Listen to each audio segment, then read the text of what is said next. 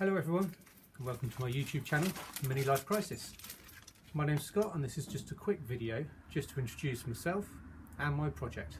So initially I was looking at converting 2001 low mileage Ford Kuga into an electric vehicle, but I was a bit concerned that I didn't have the knowledge to integrate the EV side of the conversion into the Kuga's electronics without completely ballsing it up.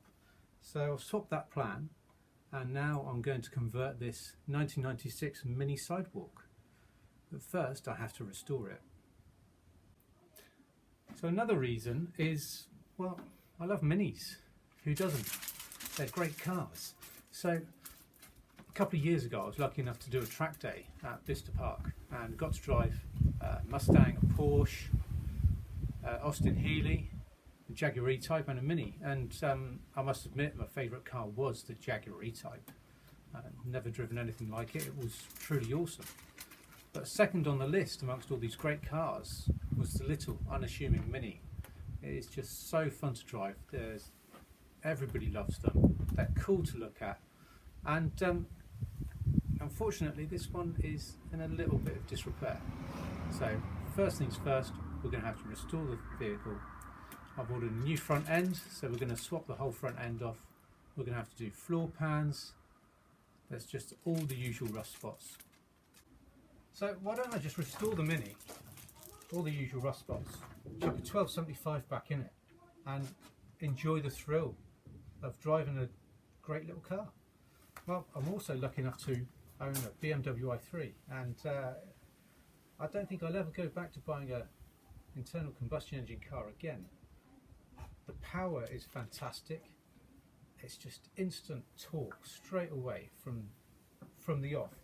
And to try and imagine that power in a car as small and light as a Mini, it's just going to be awesome. I also like the idea of the reduced running costs. We've got the solar panels so we can help charge it up.